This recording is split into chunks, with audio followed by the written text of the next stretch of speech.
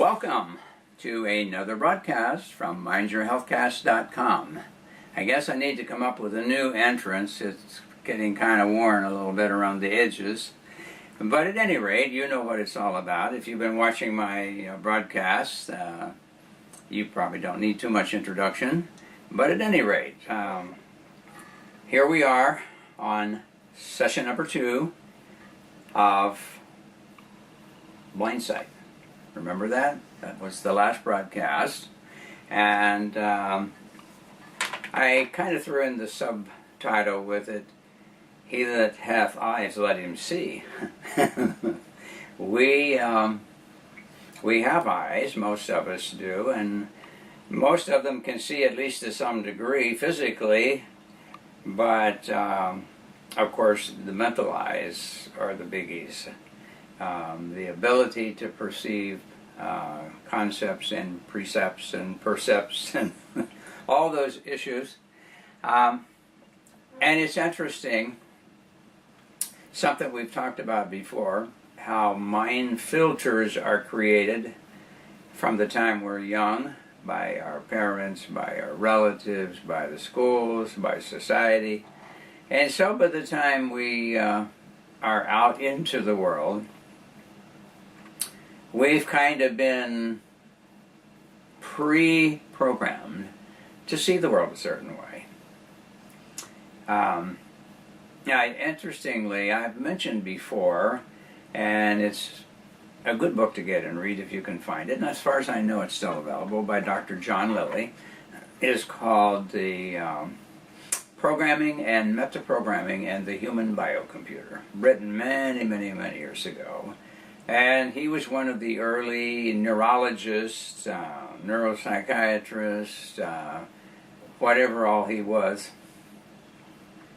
One of the first to recognize that there were certain similarities in brain processes and computers.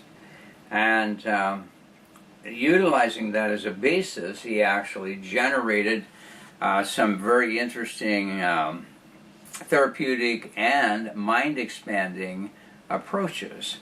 And he was into paradigms long before paradigms became popular, the idea. In fact, they still aren't necessarily that popular. But a paradigm, you know, is a way of creating a corral and taking the assumption that everything in that corral is right or correct, and everything on the outside is incorrect.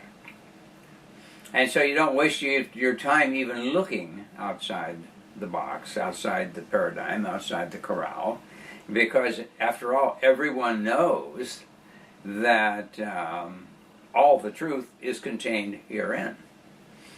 And so, you know, that happens whether it be a school of thought, such as psychology or psychiatry or sociology, or some type of view of or theory of the cosmos or creation versus you know, the evolutionary idea or some part of the spectrum from one extreme to the other. And of course, you know, we have all these people that have these different ideas, and they run that full spectrum usually from way over here that says this is the absolute truth, and then the ones way on the other extreme that say no, this is the absolute truth, and they're both like 180 degrees off from each other. So there's no middle ground, because it's either this or that. And so that's, in, as they say, religion, it doesn't make any difference. What it is, it's the same problem. Incidentally, I'm having a little congestion issue. There's something strange hit in the air, and I've been normally fine with all of the Florida odors and vapors and pollens and funguses and so forth, but something new is out. And it's created just a bit of a reaction. And of course, I don't take, quote, drugs, antihistamines and all that. I tend to work with the body, so I'm doing okay, but it does produce just a little extra mucus, and sometimes it gets down on my vocal cords and creates a bit of a problem. So if I stop and occasionally, you'll know what it is.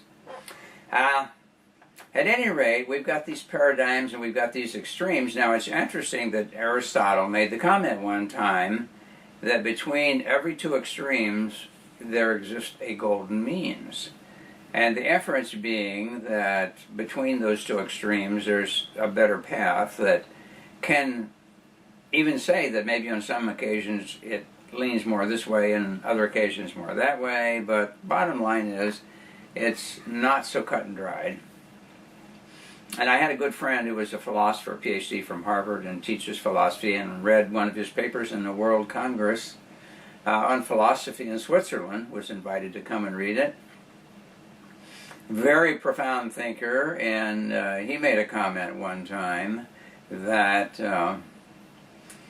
it seems that the decisions we have to deal with in life are not black and white, hardly ever, because if it were, it would be a pretty simple decision to make.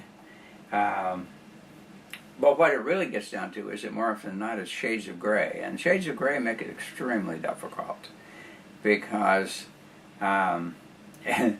it leads you to the idea that everything is such and such except. And so then it's not quite that simple. So no matter what the theory, I don't believe there's any theory that covers every situation unless you have a fuller understanding. Now, and that's the problem, is that once somebody formulates a theory, they try to make everything fit the theory regardless. And to me, it's like trying to stuff something in a box or a trunk, but one part of it's hanging out because it doesn't fit.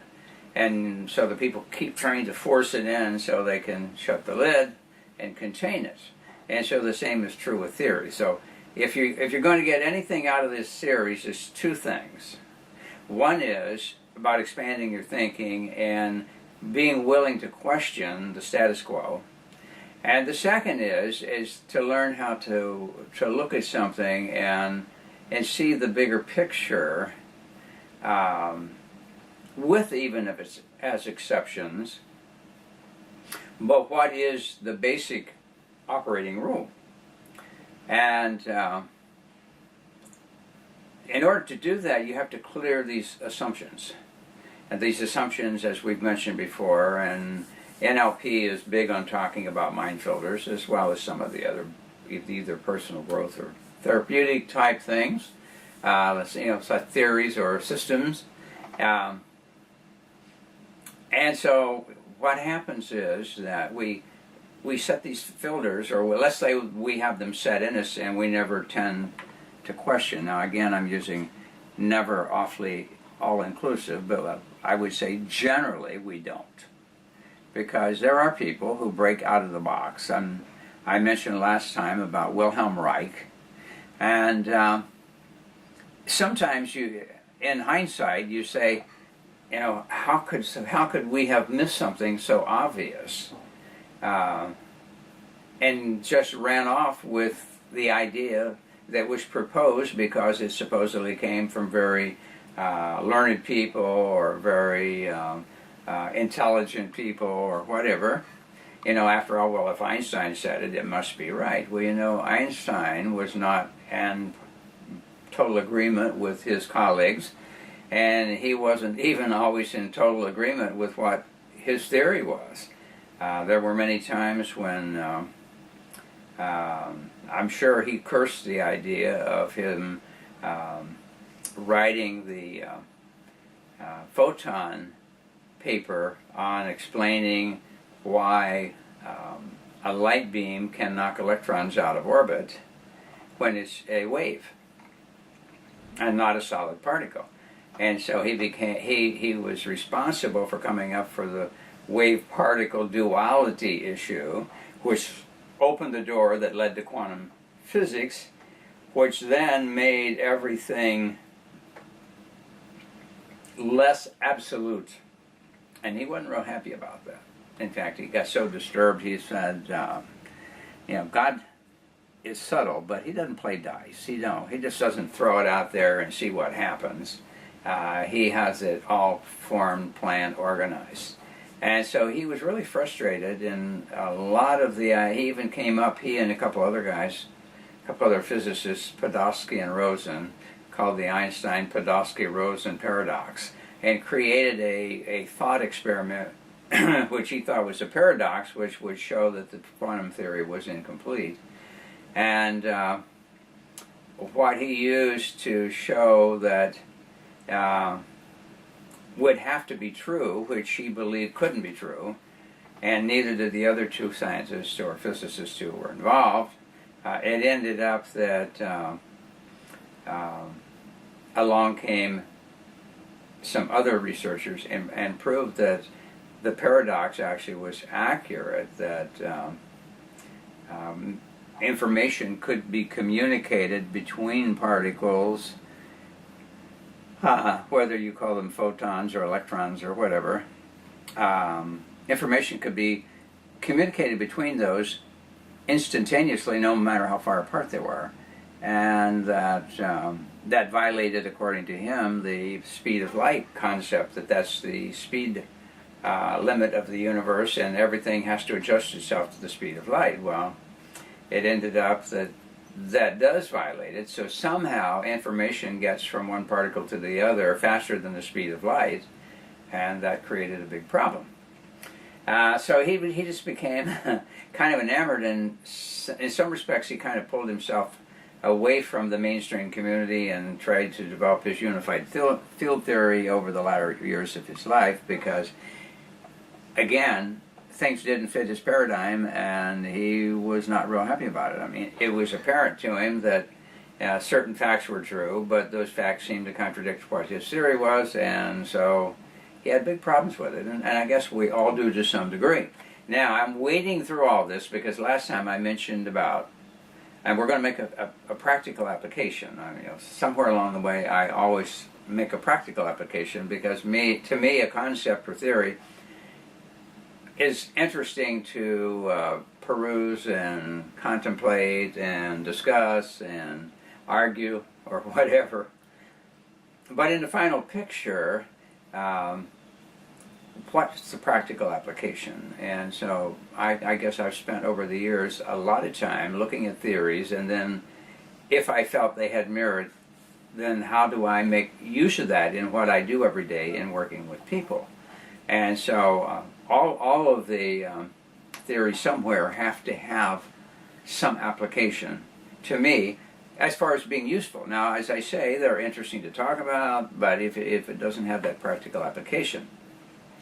So I mentioned Wilhelm Reich last time because what I'm talking about is this blindness of these filters deleting, distorting, and generalizing information.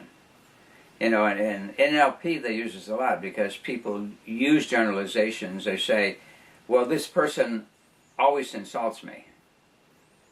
And whether it be a mate, boyfriend, girlfriend, or mother, father, brother, sister, child, whatever it is, they always insult me. And so the retort to that is, always? Well, maybe not always, but most of the time. Most of the time. In other words, well, sometimes. We jump to these generalizations. And so the same thing is true with the deletion and distortion. I mean, the worst one is the deletion, and the next worst to me is the distortion. The deletion, you don't even see it. You don't hear it. In other words, you just set up a block and it doesn't come through your senses into your perception, and therefore it was invisible to you. And that happens a lot. Now, I did a lot of microscopic work, and when you first start doing a microscope, you can see certain things, but until you spent a few hundred hours of really working with a microscope, and especially in higher powers, you begin to notice things that you never noticed before. In other words, you're expecting to see certain things, but there's other things that are there that you may not expect to see, and so you're literally blind to them.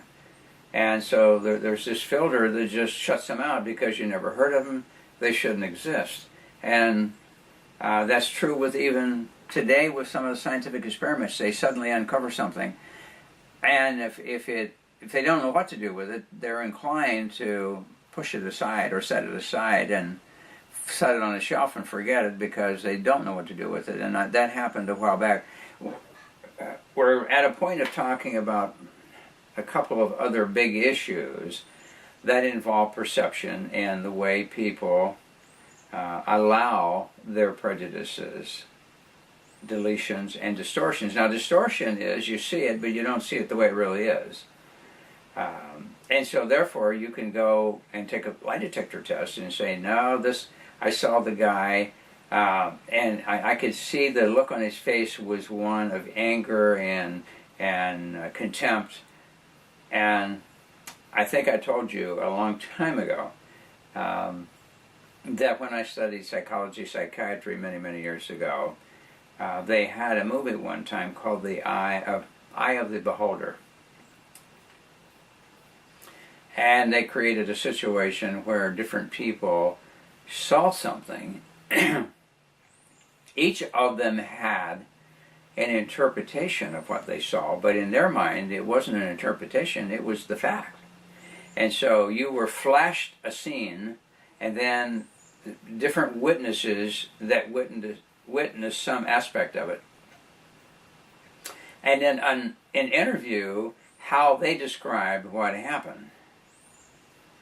And so at the end of it, they show you what really happens and how each of those, with a very limited piece of information, their mind constructed a conclusion that they would have sworn on if they were called in to testify in court. They would have sworn on.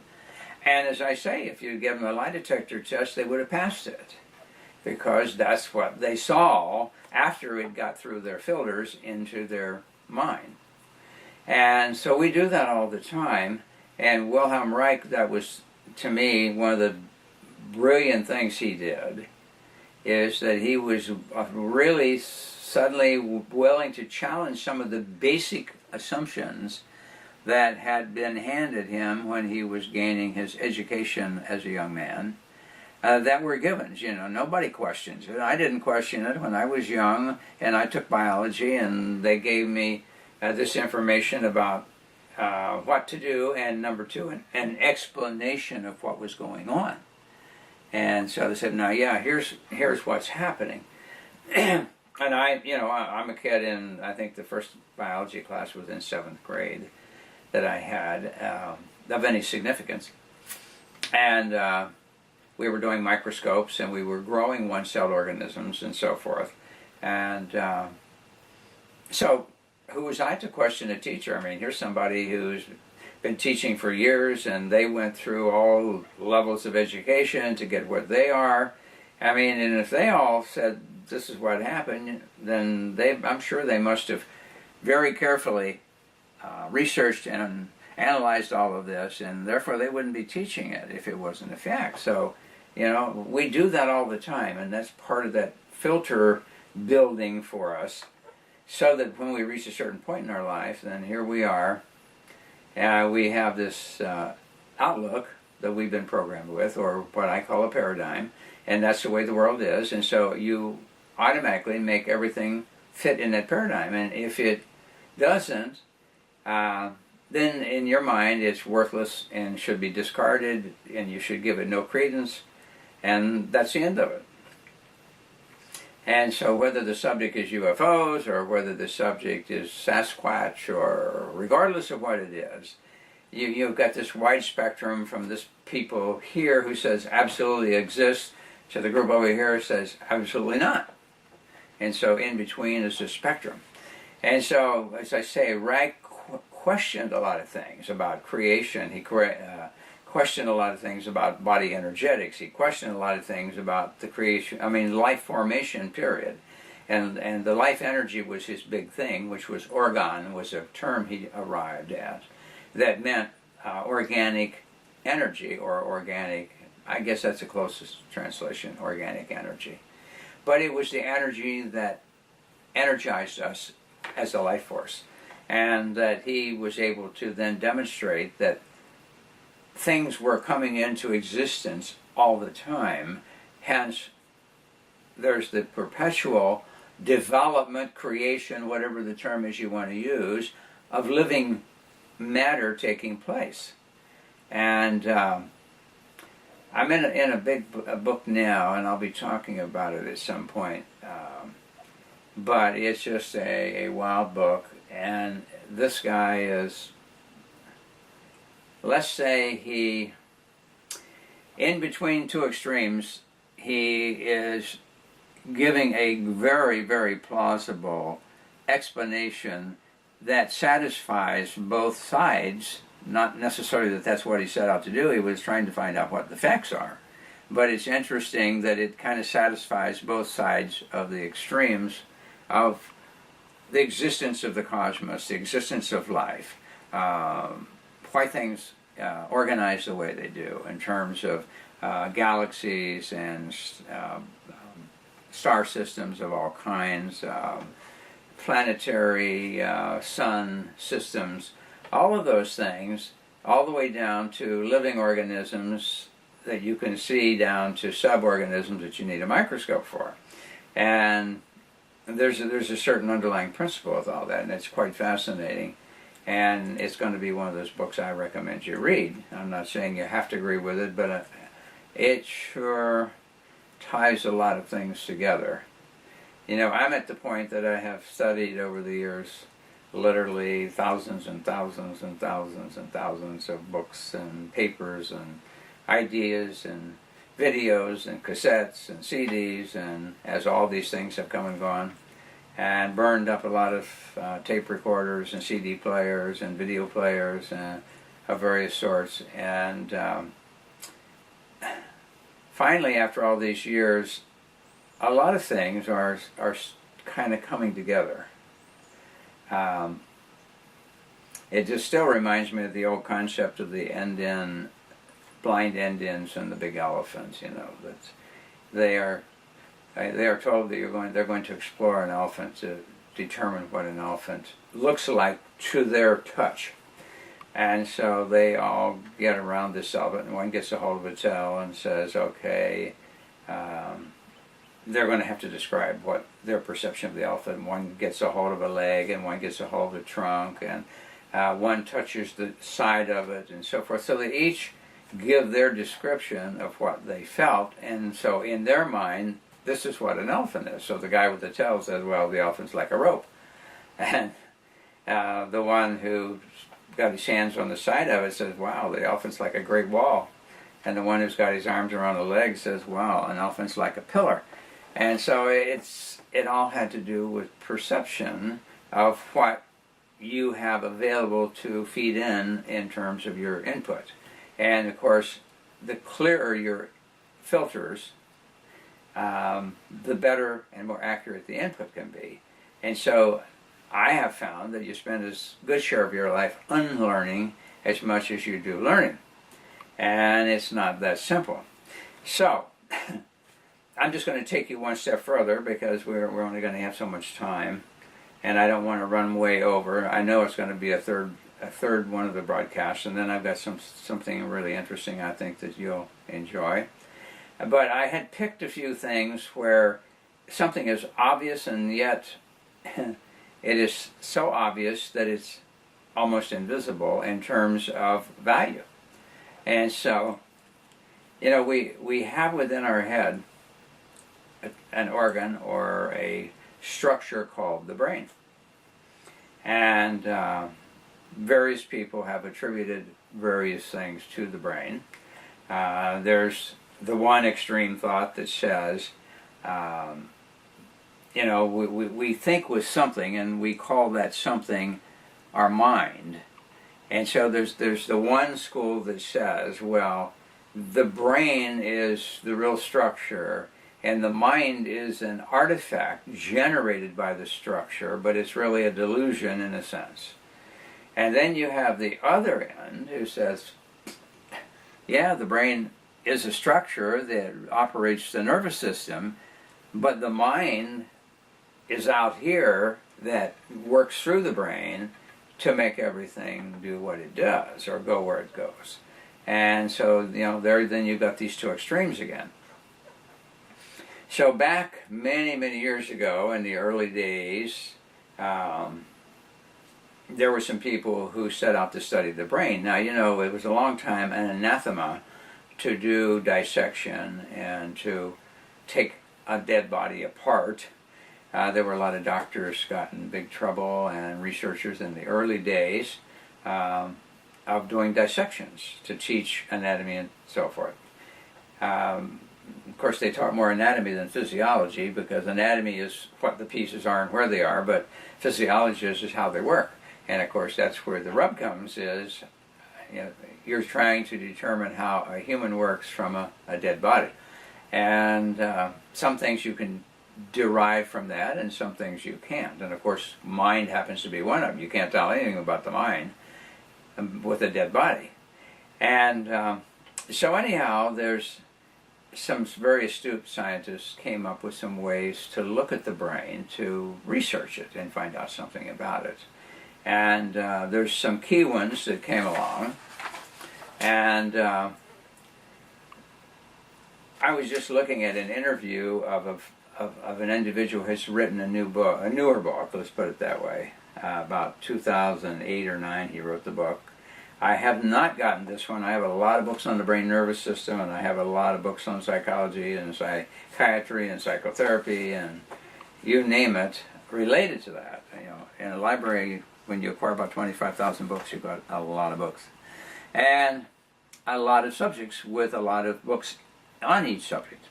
This one I have not gotten to yet, but it's now on my list, called The Root of Thought.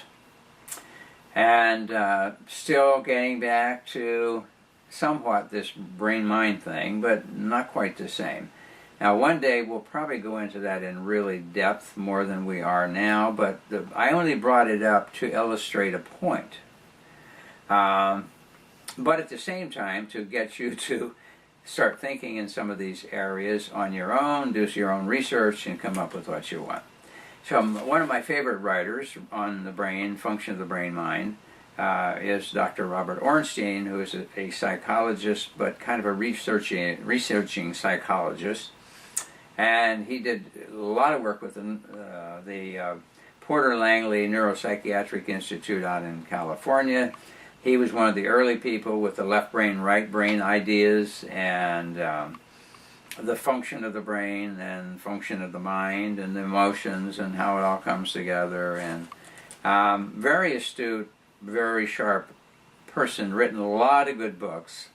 And we'll probably do like a book review of his books and point out some of the key ones. And then I can also bring in some other people around that. But he's a good core one. And see, this one is interesting. It's called The Root of Thought, and he has a book called The Roots of the Self. Dr. Ornstein does. I met him many years ago in New York. He's a very interesting guy, very intense, very into what he's doing, and does it with gusto because he's looking for truth. I like to think we're all looking for truth. Sometimes we're looking for truth, sometimes we're looking for verification of what we believe, because we've already assumed that what we have is true, and then we kind of cherry pick things that tend to hold our view to be right. So, and this guy's being interviewed, and his name is Andrew Koob, K-O-O-B. He has a PhD in neuroscience from Purdue University, and has done a lot of research at Dartmouth College, University of California, San Diego, University of Munich, Germany. And so he's getting into function in the brain, but in particular, his particular expertise is on the glial cells of the brain, a particular group of cells. Now, interestingly, I have another book called The Divided Brain, which gets into some of the very same things that this guy is into, and it's interesting to see what they both have come up with, which is very intriguing. Now, the book, The Root of Thought, is about the power of glial cells. Now remember, I'm talking about this because we want to talk about something being in plain sight but being totally missed as far as importance. And so taking the wrong direction, somebody does back along the way, kind of sets a trend for everybody to go the same way, and hardly anybody ever comes along and questions it. It's just, oh, well, everybody knows that that's the way it is. And if I'm doing anything, I'm provoking you, don't accept that. So here's what he says. I don't know that you have known this, but, and this is a fact, of course I've known it for a long time, but it's a fact that 90%, almost, like 89 maybe, or somewhere in that range, it can vary, and I'll tell you why in a minute, but around 90% of the cells of the brain are glial cells, not neurons, but glial cells. Okay, now, why is that important? Well, here's what he said. He's talking about what they really do. And he said, originally, scientists didn't think they did anything. Until the last 20 years, brain scientists believed neurons communicated with each other, represented our thoughts, and the glia were kind of like stucco and mortar holding the house together. They were considered simple insulators for neuron communication. Okay, interesting. But a high percentage of the brain tumors are, guess what? In the glial. They're glioblastomas. And you may have heard me mention that before because I was talking about Dr. Banerjee from India, who was able to, using a couple $100 worth of homeopathic treatment, get rid of 7 out of 8 glioblastomas, brain tumors, at MD Anderson out in Texas. See, all this stuff all comes together, and I'm teaching you a way to think. If you go back and follow through all my videos that I have up on YouTube, you will find that I laying out a groundwork of information that kind of gives you a really good education and provokes your thinking a lot if you follow it through. Okay, now here's why all this happened. Glia is from the Greek and means glue. So these cells that were not neurons, they were thought to be glue that holds it all together, so they called them glial cells. But of course there's a whole lot more of them, almost 10 times more glial cells than neurons. But yet we thought for years that neurons were the thing with the brain. And so here's what he said happened. And he said he found it sort of hilarious that scientists stumbled upon a very numerous cell in the brain, an organ responsible for our thoughts and personality, but they were so focused on neurons that they concluded the other cells as being worthless. Now, first of all, I don't really think there's anything in the body that is worthless or has no value. Now, several years ago, they used to have a group of tissues or organs in the body that they called appendages, useless appendages, And this was our regular medical scientific community. They're useless appendages. They don't have any function in the body. They just are left over from evolutionary disuse, and that at some point they'll not be there anymore. But that isn't true. Actually, nature goes the other way. It actually fine-tunes us to our most capable ability to function and to handle ourselves within our environment. There's some other things I could say about it, but it's too much time. Anyhow, here's what I wanted to say about this. A brilliant researcher from Spain, his name was Santiago Ramon y Cajal, took it upon himself to study the brain from the perspective of neurons. He meticulously mapped out a scheme for how they process information are connected, which led to the neuron doctrine. I always get nervous when somebody talks about a certain doctrine. So that means that they think this is it. And of course, as in this case, they were kind of way off out of the ballpark actually. The neuron doctrine is a belief that neurons are responsible for our thoughts. However, Gahal seemed inconvenienced by glial cells. In other words, what are these things on in here? I need to get them out of the way so I can get to the neurons, because those are the real important guys.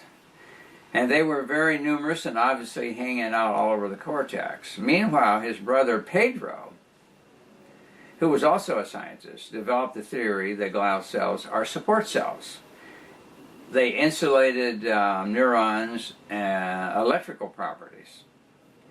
And so since way back then, 1906, when he won the Nobel Prize for this dogma,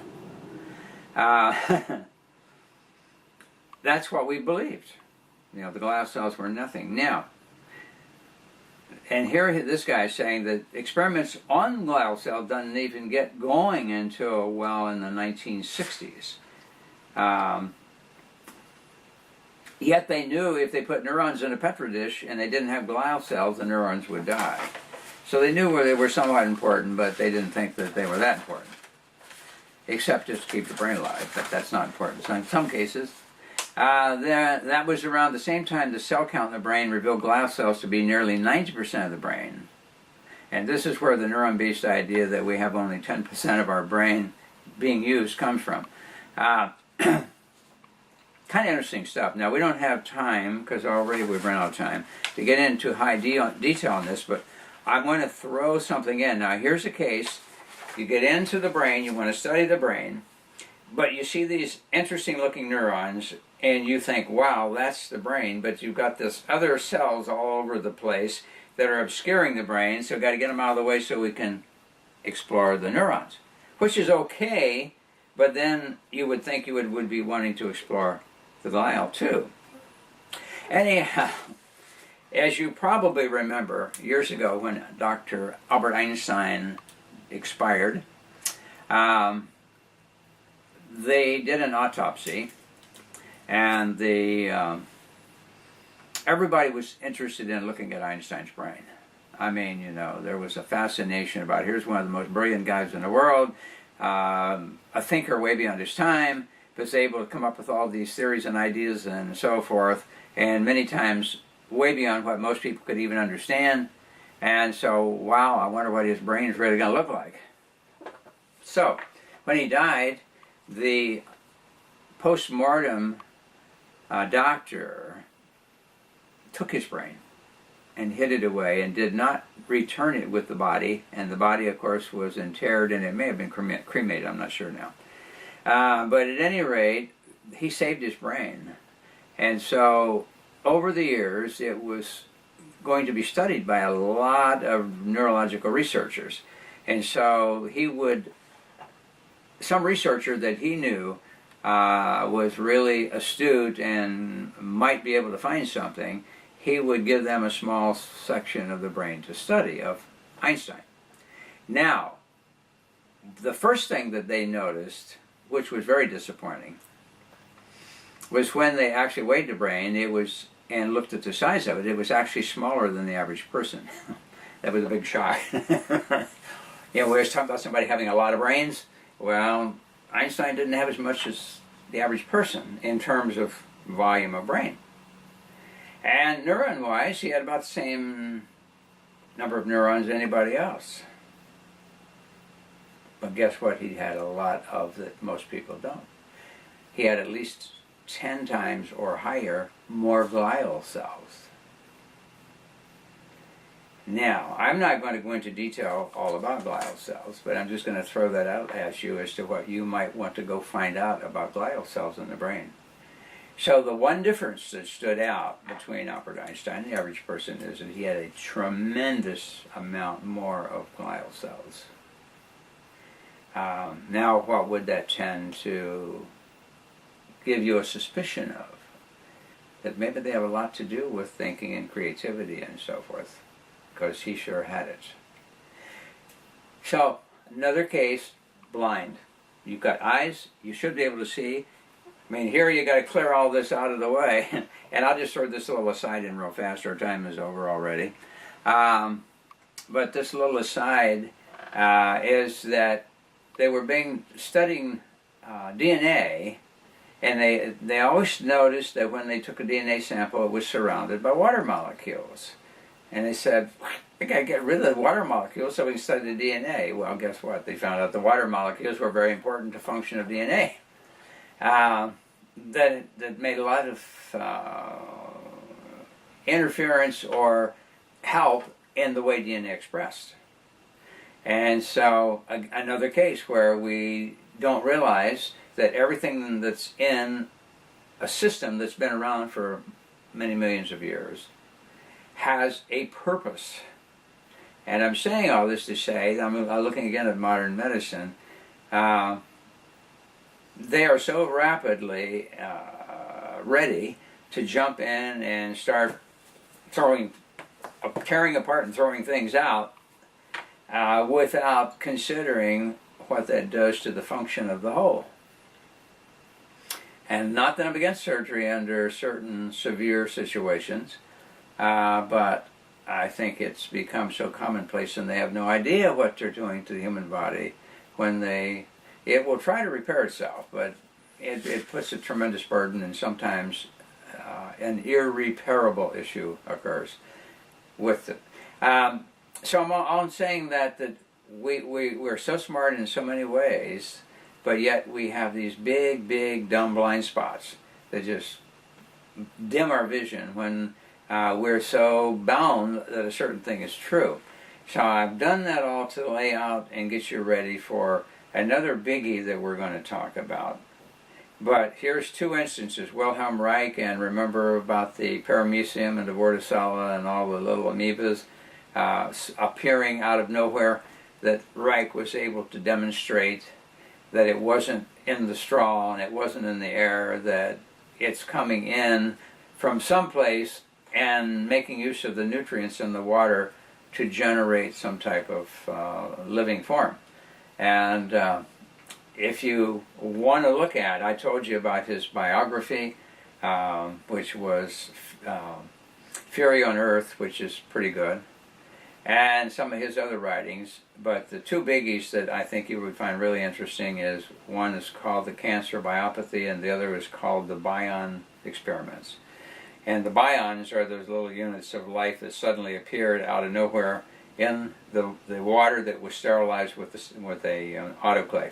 So he broke ground into some new areas, and he was amply rewarded for that. He died in prison because he had come up with some ways to help people that was, let's say, counter money-wise to the establishment of the day. And that day wasn't very far back, it was in the 1950s.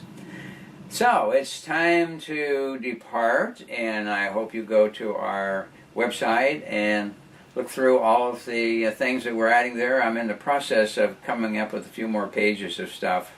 The next subject after I'm finished with this that I want to get into, I'm wanting to do a page on that. And I had mentioned the SAF program before, and I'm wanting to put up an actual page on that and some resources that you can get information on it.